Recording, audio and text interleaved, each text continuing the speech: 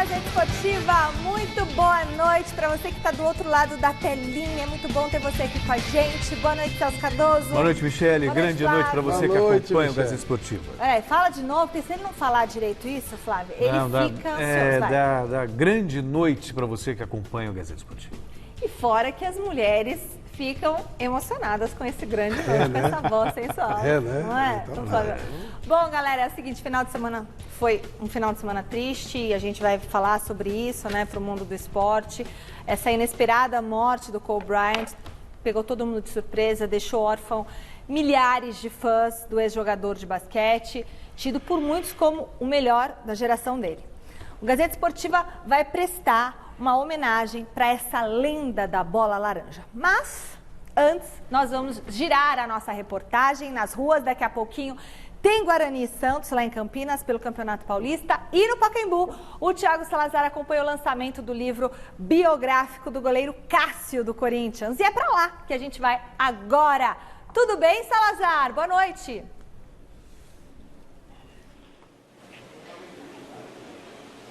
Boa noite, Michele. Ainda está de dia por aqui, mas já é boa noite para você, os amigos do Gazeta Esportiva.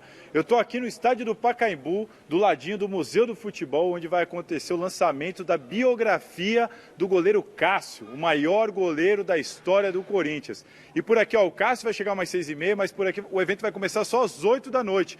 Mas dá uma olhada aqui, ó, Michele, já tem fila e essa galera está aqui há muito tempo. Eu vou falar rapidinho aqui com o João. João, que horas você chegou aqui, o primeiro da fila? 10 horas. 10 horas? E a escola? Eu voltei. Tá vendo, Michele? É isso aí, o galera realmente idolatra o Cássio. Dá uma olhada aqui, ó. Tem gente de tudo que é idade.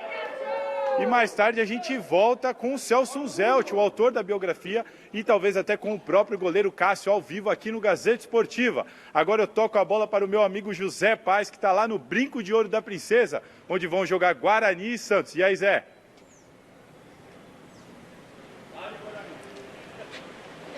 Fala, meu amigo Thiago Salazar, um abraço para você, um abraço para todo mundo que está acompanhando o nosso Super Gazeta Esportiva. É isso mesmo, eu falo aqui do Brinco de Ouro da Princesa, na Aprazível Campinas, onde daqui a pouco, como você bem disse, jogam Guarani e Santos, jogo válido pela segunda rodada do Campeonato Paulista. Nós estamos aqui nas dependências da parte social do Brinco de Ouro da Princesa, daqui a pouquinho a gente vai lá para dentro. Mas falando desse jogo especificamente, a gente lembra que o Santos, na primeira rodada do Campeonato Paulista, empatou com o Red Bull Bragantino lá na Vila, na estreia do Gesualdo Ferreira, do Português, como técnico do Santos, enquanto o Guarani visitou a Inter de Limeira e ganhou por 4-0. Daqui a pouquinho eu volto com mais informações direto aqui do Brinco de Ouro da Princesa para todo mundo que está acompanhando o nosso Super Gazeta Esportiva, tá bom, Michele? Um abraço para você e para todo mundo. Boa, José Paz, muito obrigada. É isso aí. Daqui a pouquinho tem mais informações direto de Campinas sobre Guarani e Santos. A gente vai falar tudo também sobre o empate no clássico Choque Rei de ontem e a bela atuação do Cássio no empate diante do Mirassol. Antes, vocês já sabem, tem dicas. Voltamos e vamos com a nossa enquete do dia. A gente quer saber de vocês. Qual o resultado do jogo de hoje entre Guarani e Santos? Vitória do Guarani, porque o jogo é na casa do Guarani. Empate ou vitória do Santos, do Gesualdo? Você vota no site gazetesportiva.com, tá? Clica lá no site, vota, que é pra gente saber a sua opinião.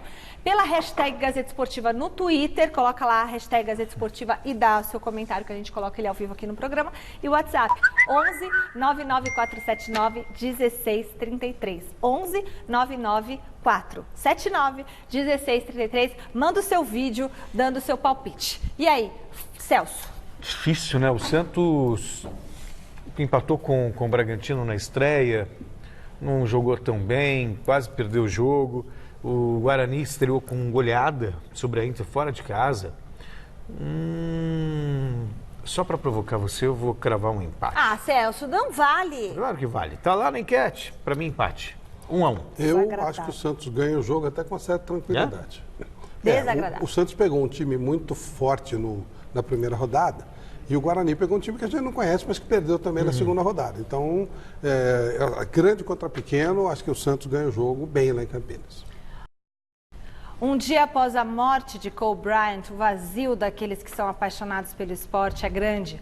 O eterno craque do Los Angeles Lakers não foi o melhor de todos os tempos, mas foi o número 1 da geração dele. Uma notícia devastadora abalou o mundo do esporte no último domingo. A morte de Kobe Bryant, lenda do basquete mundial, após um acidente de helicóptero próximo a Los Angeles, nos Estados Unidos. Além de Kobe, outras 8 pessoas morreram, entre elas a filha dele, Gianna, de apenas 13 anos. Ela era treinada pelo pai e considerada uma grande promessa do basquete. Kobe Bryant teve uma carreira brilhante. Foram 20 anos vestindo a camisa do Los Angeles Lakers, sendo 5 vezes campeão da NBA, a liga de basquete dos Estados Unidos. Ele é também o 4º maior pontuador da história da liga, com 33.643 pontos somados. Pela seleção norte-americana, foi bicampeão olímpico em 2008 e 2012. Em 2018, Kobe venceu o Oscar de melhor curta-metragem de animação, com uma produção que se baseava no poema que ele mesmo escreveu para anunciar a aposentadoria. Grandes estrelas do esporte prestaram homenagens ao eterno camisa 24 dos Lakers. Após o gol que marcou ontem, Neymar fez o número 24 com as mãos e apontou para o céu. Melhor jogador da história do basquete, Michael Jordan se manifestou nas redes sociais. Disse estar chocado com a morte de Kobe e Gianna, o chamou de irmão mais novo e falou que o amava. Oscar Schmidt e outros jogadores brasileiros que jogaram ou ainda jogam na NBA também prestaram homenagens. Que notícia triste. É uma tristeza das piores que eu já senti na vida. Eu lembro do Kobe Bryant criancinha. Ele vinha com seu pai no All-Star. E eu conheci o Kobe Bryant nessa idade dele. Pessoa que vai além das fronteiras de uma quadra. Um moleque que sabia jogar muito bem basquete. E ganhou o Oscar. Ele teve 1001 alegrias na vida.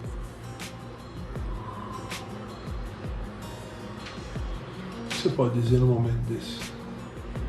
É uma pancada que... Vou te falar.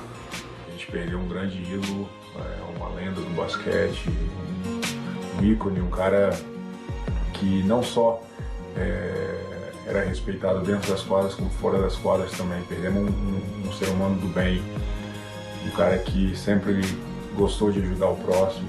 Realmente um momento difícil do basquete mundial. Acho que eu nunca presenciei nada parecido, um ídolo, né, morrer tão novo de uma forma tão trágica, né?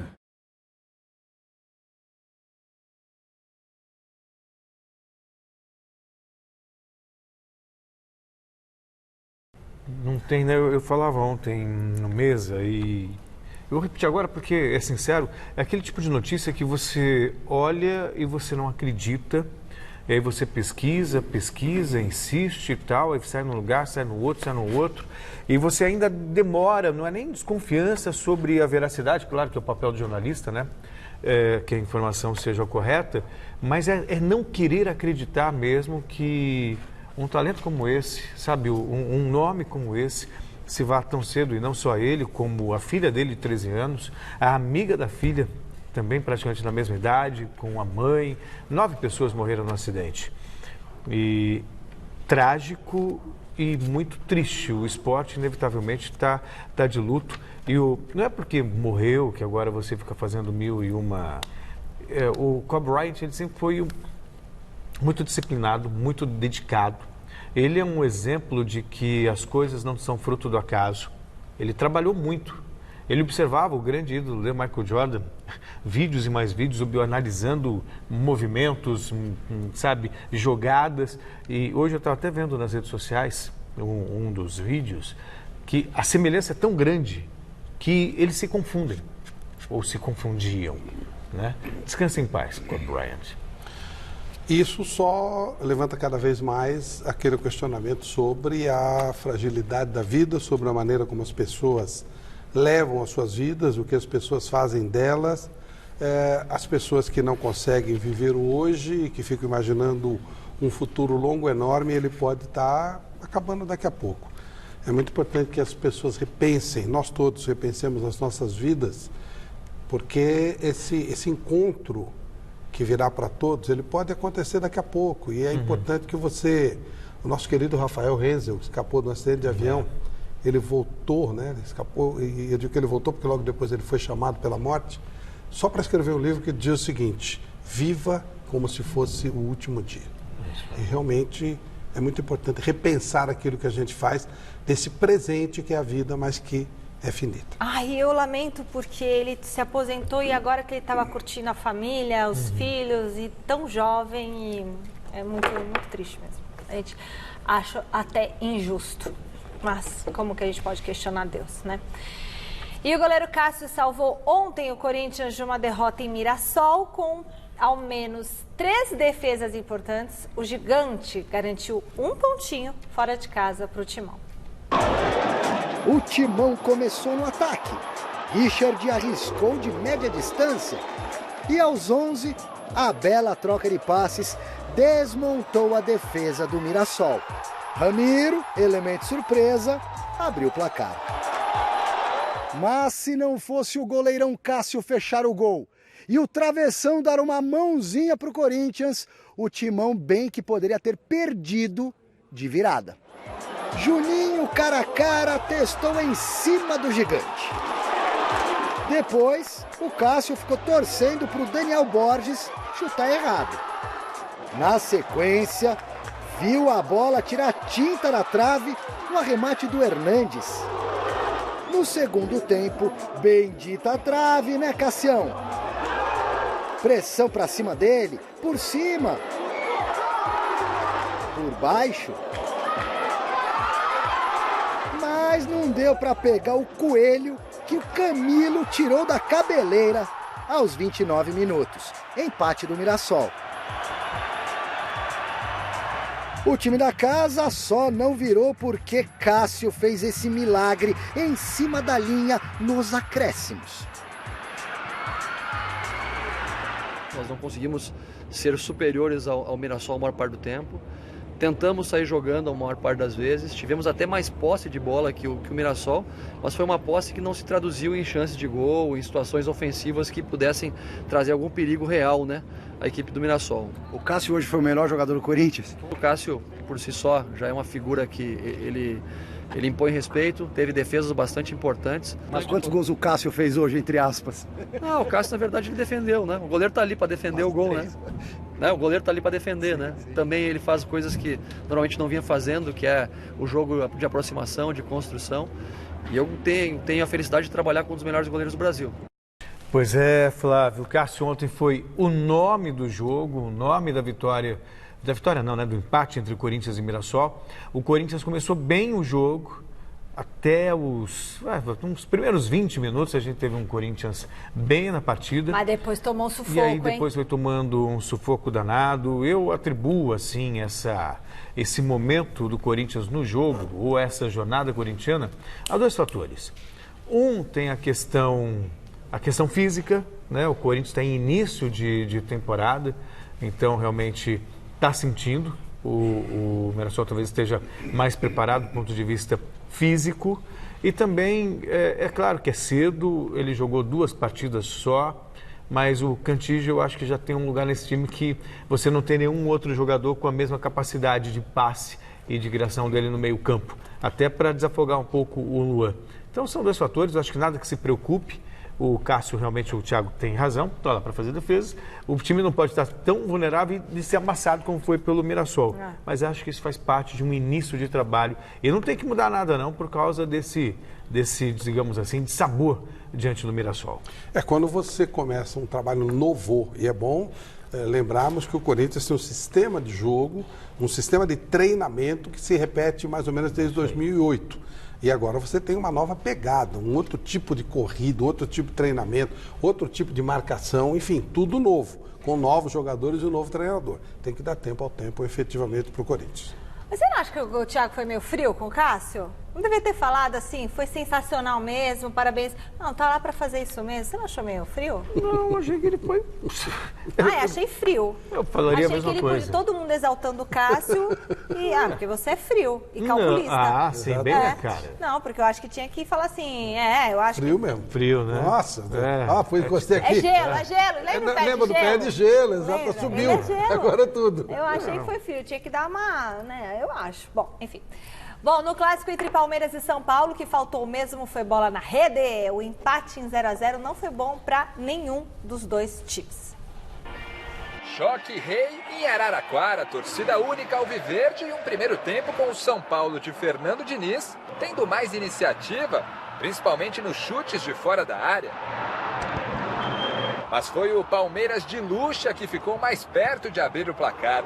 Aos 17 minutos, após o passe açucarado de Lucas Lima, Dudu parou na grande defesa de Thiago Volpi. E de fora da área, Ramírez tirou com categoria do goleiro São Paulino, mas a bola dessa vez explodiu na trave. Depois do intervalo, boas oportunidades seguiram aparecendo. Dani Alves que o diga. Sozinho, após o lançamento de Volpi, ele perdeu. Luiz Adriano de cabeça parou no travessão. E Vitor Luiz, na sequência do lance, exigiu outra boa defesa de Volpi. O São Paulo seguiu tentando, ameaçando o gol de Everton, mas acabou baixando o ritmo no fim. William teve a última grande chance da partida, mas a bola acabou indo para fora. O primeiro clássico paulista do ano termina sem gols. 0-0 para Palmeiras e São Paulo, aqui na Fonte Luminosa, em Araraquara. Resultado justo para Fernando Diniz e nem tanto para Vanderlei Luxemburgo. Ficou ruim para nós. Eu acho que nós fomos muito mais contundentes, nós estivemos muito mais próximos da vitória do que o São Paulo, né? Não estou desmerecendo o São Paulo, estou analisando o que eu vi no jogo. Nós tivemos possibilidade de fazer o gol, né? Se você pegar os 15 minutos após a chamada técnica lá, se você pegar aquilo ali, o Palmeiras teve o domínio total de jogo, virando a bola para a esquerda, para a direita, chegando por um lado, chegando pelo outro, sem deixar o São Paulo escapulir, entendeu? Sair numa jogada escapulir. Então acho que é ruim, tanto para o São Paulo como para nós, um clássico assim, tão próximo, né? A gente teve um volume a maior parte do tempo, mais com a posse, com um chute mais de fora da área, com alguns bons cruzamentos, mas não tivemos chances muito claras. No segundo tempo tivemos uma chance a mais clara do jogo, na minha opinião, com o Daniel. E o Palmeiras, em lances mais esporádicos, conseguiu chegar com um pouco mais de verticalidade. A bem da verdade, faltaram cores para o clássico de ontem, né? Nós tivemos até alguma evolução tática. Se você olhar rigorosamente a tática do jogo, tivemos evolução tática tanto do São Paulo como do Palmeiras, mas muito erro técnico, muito passe errado, um jogo que perdeu o dinamismo à medida que o tempo foi passando. Verdade também que o gramado estava muito esburacado, a bola parecia um sapo em alguns determinados momentos do jogo, acaba pulando, né? Isso parece que foi por causa de Copa São Paulo e tal, mas enfim, não teve aquilo que se esperava. Erros excessivos de passe para o nível desses jogadores. Creio que os dois times estão evoluindo no aspecto tático. Você vê algumas coisas como esse lance do Volpi aí, um negócio muito legal, né? Aquela opção, a saída de bola obrigatória. O Luxemburgo falou, eu subi o meu time para que ele marcasse... Não, eu dei um espaço para o São Paulo vir para que o São Paulo desse um espaço de contra-ataque. Tática contra tática. Nesse aspecto foi bom, mas faltaram gols, faltou mais capricho, faltou tempo, né? De novo, aquilo que você falou para o Corinthians, acho que vale também para São Paulo e Palmeiras. Mas estava quente demais, não? Sim. Um lugar é Mirassol, o outro é Morada do Sol, aí não dá, né? Você vê um São Paulo com a característica do Fernando Diniz, com posse de bola, pouca finalização. O Palmeiras, na verdade, menos posse de bola, mas finalizou mais, poderia ter vencido o jogo pelo número de chances que criou. Mas aí alguém vai falar assim, mas tudo bem, mas o Daniel Alves também perdeu um gol que, pelo amor de Deus, como diria o nosso querido Fernando Vanucci, até eu faria. Quem foi que perdeu aquela bola que o Lucas Lima meteu? Foi o Luiz Adriano? Foi o Luiz Adriano. Foi a hora que os dois saíram na cara do gol, né? Tanto o Daniel como o Luiz Adriano. Agora, tem uma coisa que eu queria destacar, Flávio, no 0-0. O Ramírez. Acho que o Ramírez está evoluindo, está voltando a ser, dando sinais que ele pode ser aquele Ramírez com o qual a gente se acostumou, né? E que brilhou no Chelsea, brilhou no futebol europeu. E olha, e ele brilhando ali, sabe? É um ganho tanto para o Qualidade Palmeiras, tanto, é sem verdade. dúvida. Vamos para o nosso giro de notícias? Roda a vinheta, diretor. O giro de hoje começa falando da seleção brasileira. O site Foot Headlines divulgou hoje aquela que seria a nova camisa da nossa seleção. Inspirada no modelo utilizado na Copa de 70, no México, ela deve ser utilizada na Copa América deste ano, né? Até porque faz aniversário, né? São 40 anos, é isso? Não, 30 70, anos? não, 50, né? 50 anos. Vamos fazer conta direito aqui, pessoal. Então, Você é de 50 humanas, tá perdoado. anos, 50 anos. Gostaram? Põe de novo a camiseta aí, dá pra pôr de novo, Montanha, só pra gente olhar? A camiseta, a nova camisa da seleção? Como eu sou do contra, eu gosto sempre da camisa azul. Ah, para! Essa é a sério. camisa do Brasil? Não, a azul é a minha preferida. E o Brasil foi pelo... O que mudou? foi A colarinho É, o verde? colarinho, é a gola redonda em verde, com detalhes também na manga em Essa verde. camisa amarela é uma das mais feias que eu já... Nossa, eu gosto. Até eu entrevistei o cara que fez a camisa. Ele achava feia. Ele fez 4 modelos porque ele queria ganhar o concurso, ele estava duro e tal.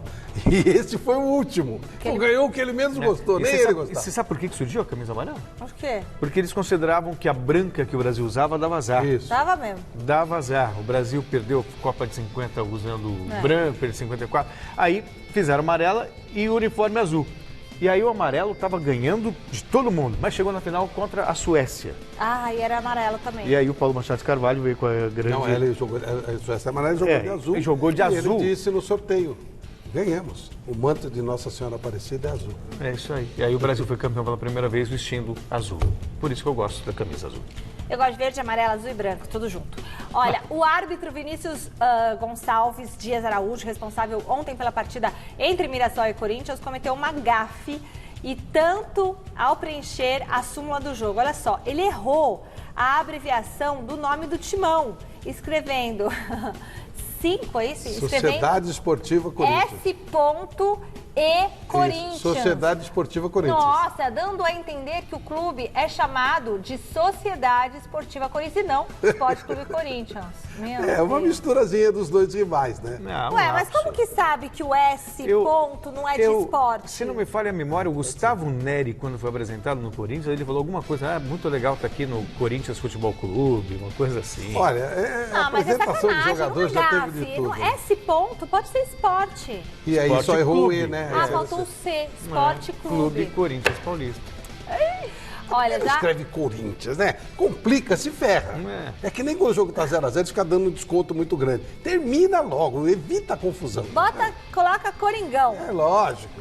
É Já nóis. no assunto mercado da bola, o Grêmio anunciou hoje a chegada de Thiago Neves. Ele assina contrato por 1 ano com cláusulas de produtividade. O meia foi um pedido do Renato Gaúcho, que já trabalhou com ele em 2008 no Fluminense. E você quer saber de uma coisa? Ele vai arrebentar. Vamos ver se ele põe na linha. Ele vai arrebentar. A diretoria do Cruzeiro quis empurrar para ele o rebaixamento e a culpa foi da diretoria do Cruzeiro que não pagou, que levou o Cruzeiro para a polícia.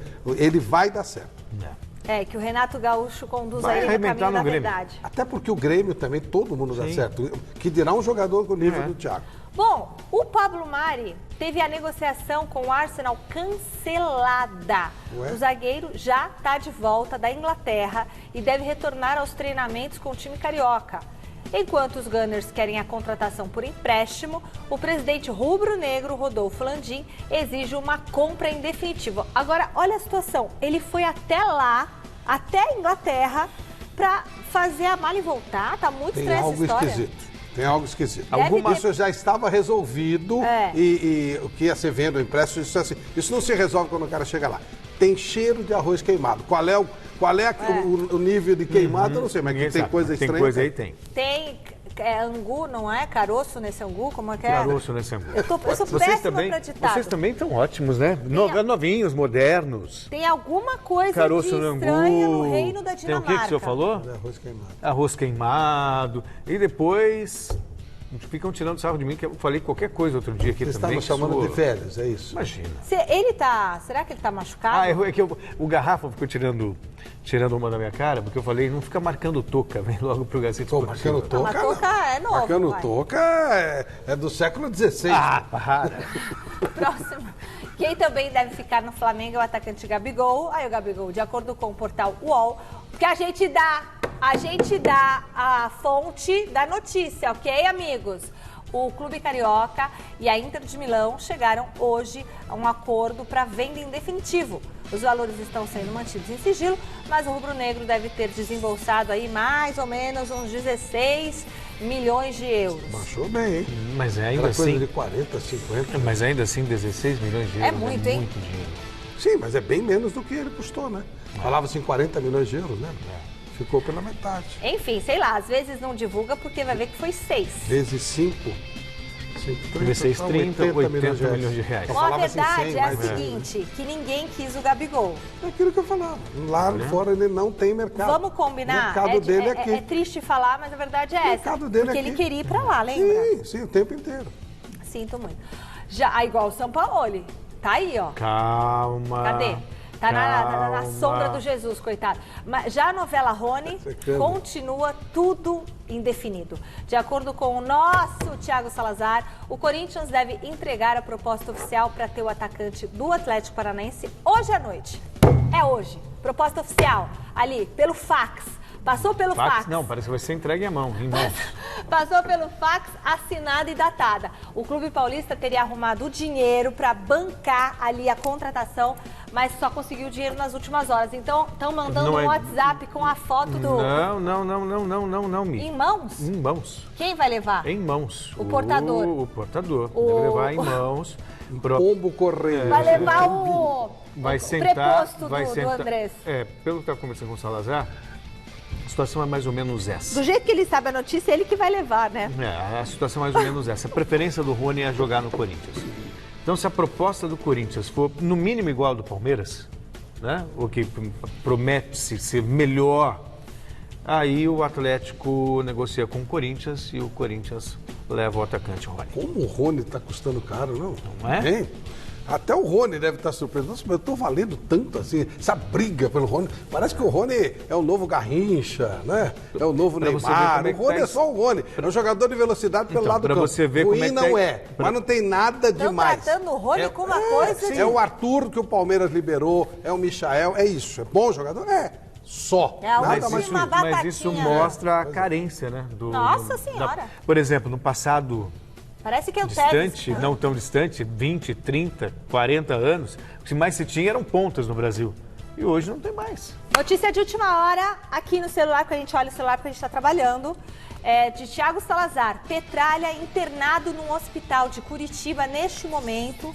Pode atrasar tudo, então, em relação a isso.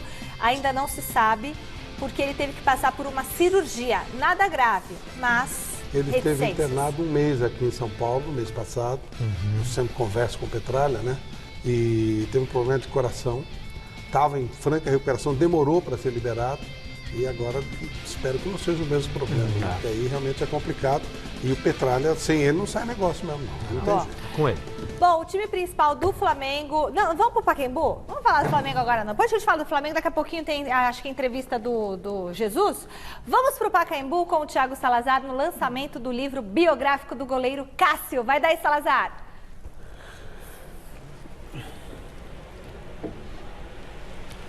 Olá, Michele, tudo bem? Estou de volta aqui agora dentro do Pacaembu e melhor acompanhado ainda, agora ao lado do professor e escritor Celso Unzelt. Prazer, professor, estar aqui do seu lado. Prazer é meu, Salazar. E por um ótimo motivo, né? Professor, autor da biografia do goleiro Cássio, o maior goleiro da história do Corinthians, como está escrito na capa do livro. É isso, professor? Pesado, não? Boa noite a todos. É verdade. Eu mesmo falo na apresentação do livro que pensei muito antes de fazer essa afirmação. Mas o Cássio é hoje, se não tecnicamente o melhor, que haverá sempre discussões, e aí eu coloco só Gilmar dos Santos Neves e Dida, o recente Dida, nessa parada, mas o Cássio é o goleiro mais importante no sentido da presença nos motivos, nos momentos mais decisivos dos títulos mais importantes da história do clube. Eu acho que só isso já justifica. E eu perguntava aqui para o professor, aqui nos bastidores, mas o Cássio ainda tem muito caminho aí pela frente, né? Tudo leva a crer que o Cássio ainda tem uns anos com a camisa do Corinthians, pode alcançar o tamanho até muito maior, ou então, a gente nunca sabe, futebol, olha o Ralf aí, do jeito que acabou de sair do Corinthians. Eu falei, professor, será que não foi cedo para escrever a biografia do homem aqui? E aí, professor? É verdade, eu acho que são 2 bons motivos até para defender a escrita da biografia agora. Sim. Primeiro, porque é o auge do Cássio. E segundo, que o máximo que ele pode conseguir, pelo menos em termos de Esporte Clube Corinthians Paulista, é alcançar de novo o ápice que ele já alcançou. O homem é campeão do mundo, né, Salazar? Campeão da Libertadores, brasileiro, paulista, são 9 títulos com a camisa do Corinthians. O Marcelinho tem 10 títulos, né? Mas dos títulos principais, o Marcelinho, o Cássio é o que tem mais, né? E conta pra gente um pouco de bastidor. Como é que foi? Como é que é o Cássio nesse momento ali, dessa conversa? Ele relatando ao senhor as coisas sobre a carreira, sobre a vida pessoal dele. E eu queria até, aproveita o momento merchan aqui, a curiosidade para fazer o pessoal que está na dúvida vir aqui e comprar o livro do Cássio.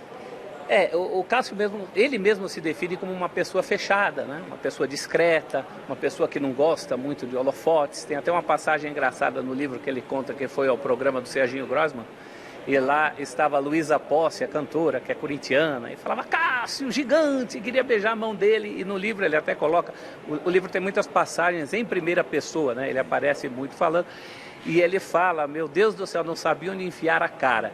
Então é sempre difícil a abordagem com uma pessoa mais tímida, a abordagem é mais difícil. Mas eu acho que dei a sorte de ter tido conversas com ele em ambientes em que ele se sentiu muito bem.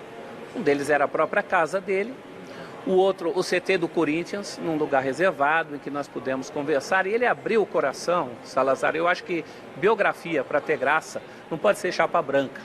E o Cássio conta também, inclusive, momentos difíceis que ele teve da vida profissional, quando perdeu a posição no Corinthians.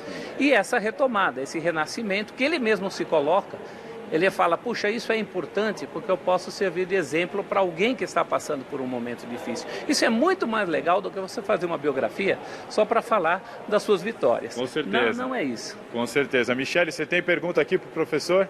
Claro que tenho. Primeiro você transmita o meu beijo, meu abraço para o professor Celso Unzelt, do Celso Cardoso, meu respeito e o convite para vir no Mesa Redonda. A gente vai combinar para ele estar aqui conosco. E pergunta, por gentileza, para o professor Celso Unzelt o seguinte, como que foi o trabalho dele, né, para escrever essa biografia? Porque, claro, ele sentou com o Cássio, os dois conversaram, mas como que ele decidiu montar essa biografia? E se é um livro que tem um cunho mais dramático, mais alegre, feliz, para ele contar o momento que ele acha mais bacana desse trabalho e desse livro.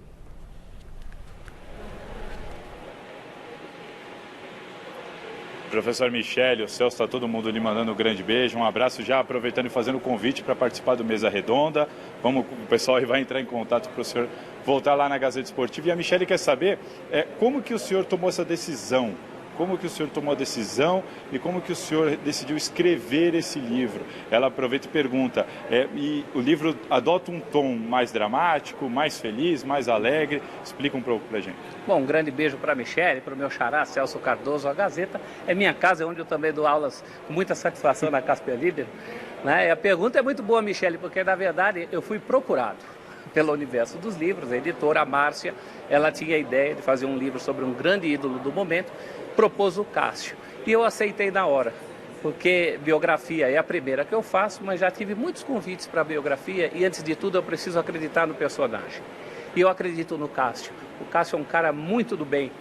O Cássio é um cara que é admirado, principalmente por crianças e idosos. E crianças e idosos não se enganam, né? Não, o primeiro da fila ali tem 9 anos de idade, ele nem viu a grande parte da maior...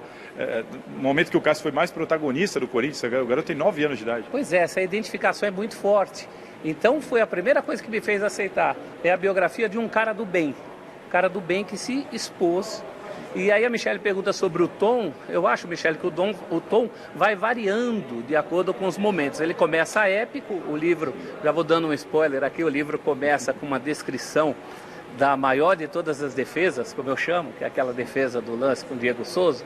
Aqui onde nós estamos. Aqui atrás, né? Quartas de final. Aqui atrás, quartas de final. E também com muitos pitacos do próprio Cássio, ele comenta, ele fala assim, por exemplo, ele fala, até hoje eu não entendo como não tinha mais ninguém para me ajudar, já que o Tite sempre era muito chato com isso, com a organização tática que fez a história daquele time do Tite.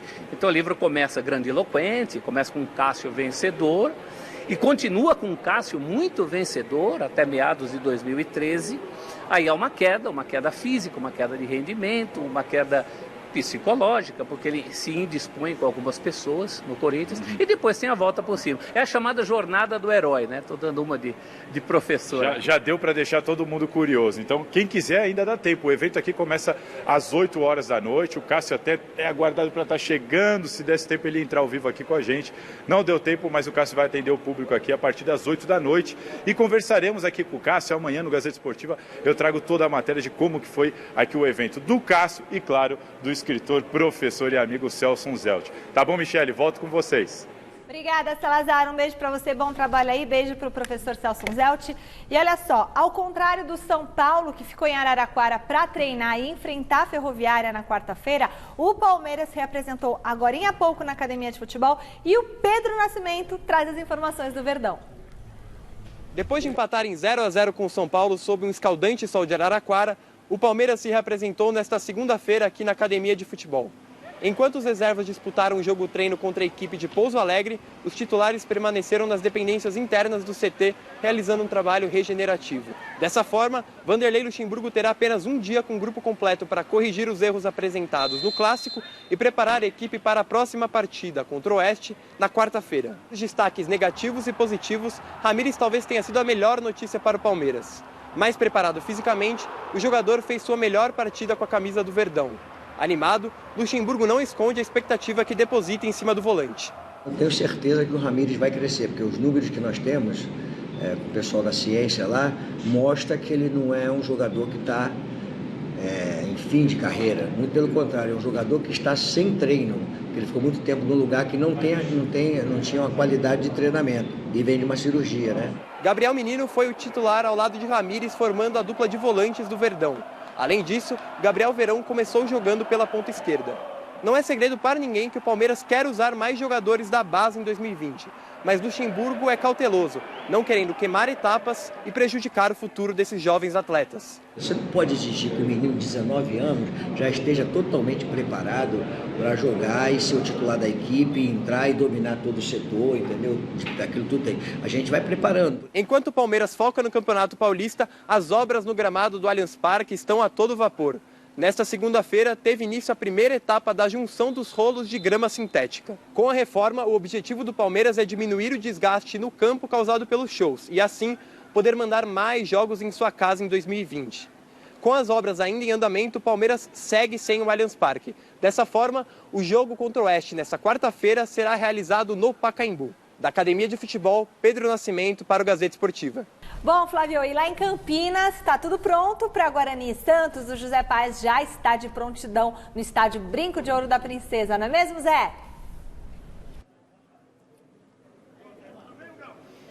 É isso aí, Mi. Um beijo para você novamente, um abraço mais uma vez para todo mundo que acompanha o Gazeta Esportiva. Agora eu estou aqui na arquibancada do estádio Brinco de Ouro da Princesa, na parte interna, onde daqui a pouquinho acontece a partida entre Guarani e Santos, válida pela segunda rodada do Campeonato Paulista. A gente lembra que o Ministério Público de São Paulo pediu e esse pedido do MP foi acatado. O Ministério Público entende que esse é um jogo de alto risco por se tratar de duas grandes torcidas aqui do estado de São Paulo, por isso teremos apenas torcedores do Guarani hoje no estádio Brinco de Ouro da Princesa. Os dois times já chegaram aqui, os jogadores bateram uma bolinha aqui ainda há pouco no gramado, vieram fazer aquele reconhecimento básico, daqui a pouco rola a bola para Guarani e Santos. 4 desfalques no Santos, 2 desfalques no Guarani. No Santos nós não teremos o Felipe Aguilar e o Lucas Veríssimo. Os dois estão machucados, não foram inscritos nesta primeira parte do Campeonato Paulista. O Soteldo está com a seleção da Venezuela, a seleção sub-23, a seleção olímpica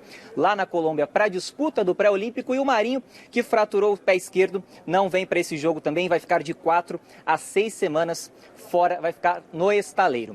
No lado do Guarani, são 2 os desfalques do técnico Thiago Carpini, são eles o Ricardinho.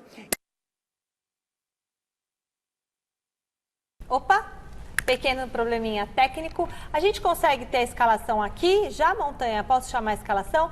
Bom, a escalação oficial do Santos ainda não foi divulgada. O Jesualdo Ferreira tem algumas dúvidas, mas deve montar o time assim. A gente fala pra você, ó. Everson no gol, para Pará, Luiz Felipe, Luan Pérez e Felipe Jonathan. fechando a defesa. Aí tem o Alisson, Diego Pituca e Carlos Sanches, tá, Celso? Qual coisa Isso, no meio campo. Você me corrige, no meio de campo. Isso. Aí na frente estão as dúvidas do português. O Arthur Gomes, o Derlis e o Caio Jorge.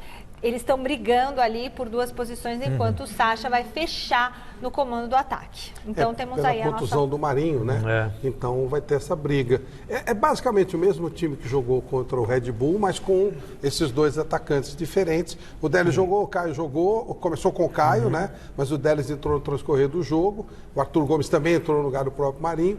Enfim, é um time que foi bem colocado, né? O Marinho, eu ouvi hoje falando que ele deve ficar 1 mês sem jogar, mas quebrou o pé. 1 mês só? Eu acho que foi uma fissura. Uma fissura. Né? Ah, fissurazinha, então entre aspas, né? Então, e o time jogou muito pouco contra o Red Bull. Hoje ele vai ter mais espaço para trabalhar. Acredito no Santos bem melhor. Eu também. E outra coisa, muita calma. Tem muita gente já questionando o português. O Gesualdo não é o São Paulo. Porque estreou e tomou sufoco do Red Bull Bragantino. É outra proposta. É outra proposta, mais equilibrado, tal, que não significa que vai ser um retranqueiro. Tem que ter muita paciência, porque o Santos perdeu jogadores importantes. Já não tem o Marinho agora, não tem Soteldo na seleção da Venezuela. Perdeu boa parte do seu setor defensivo, Vitor Ferraz. Perdeu o técnico. Gustavo Henrique, o Jorge. Queira ou não, é um time que está sendo defesa remontado. inteira. Hoje não joga a defesa inteira. Vida nova. Bom, vamos restabelecer o contato com o nosso José Paz para ele finalizar, para ele dar as últimas notícias? Vai, Zé, com você.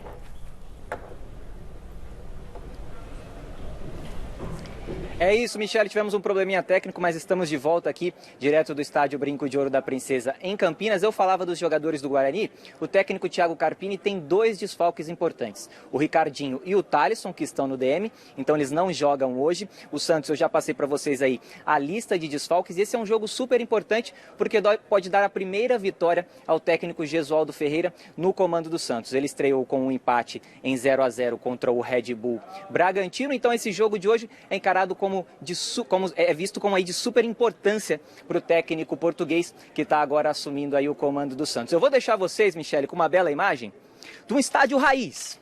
O Brinco de Ouro da Princesa, que é raiz, assim como o nosso programa, Mi. Amanhã, a história desse jogo completinha aqui no Gazeta Esportiva, tá certo? Um beijão. Beleza, Zé. Bom trabalho para você. Um beijão. É estádio raiz mesmo, igual o nosso Super Gazeta Esportiva. Flamengo agora. A coletiva, entrevistar e prende meu dedo, do Jorge Jesus, meu Deus do céu. O Jorge Jesus não, né? Jorge Jesus. Então pode ir. Ave Maria, põe esse homem.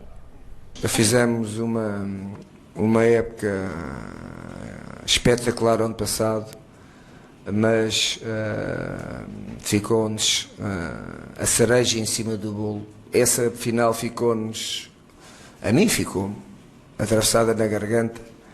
E esse é um dos meus grandes objetivos individuais, é chegar lá novamente e ganhar o Campeonato do Mundo. Bom, 2 coisas. Eu não entendo nada que ele fala. Ainda bem que está escrito. Nem com legenda, nem enxerga legenda. Ele está de volta, disse que pelo menos até maio fica. Foi a única palavra que ele deu, não se falou em renovação ainda. O Flamengo até tentou forçar alguma coisa, não discute nada até maio, que ele espera uma proposta do futebol europeu. Hoje saiu agora a informação de que jornais portugueses dão como provável ida dele para o Porto, que ele já teria uma proposta do Porto. Mas o Porto é um dos 5? Ele não falou que só saia para 5 times?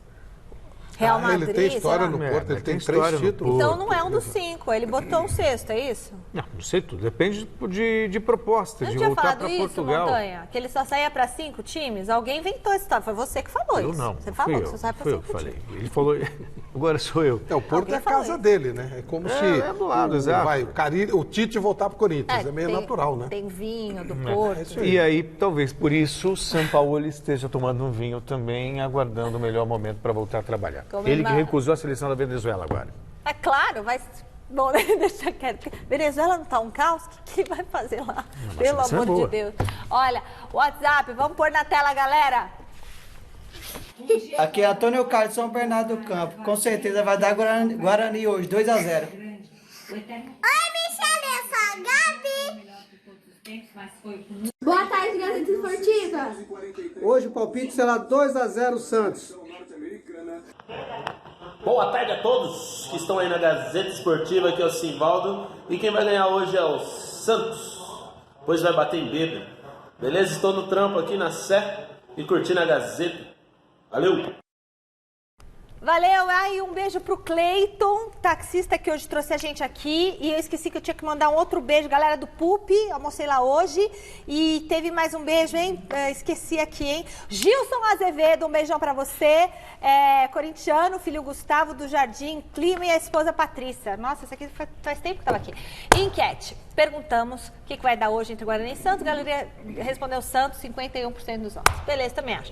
Ficamos por aqui, encerramos homenageando Mike Patton. Patton? É do Faith No More, não é? Vocalista. Esse eu conheço. 52 anos. Valeu, grande abraço. Para, corta. Adoro ele.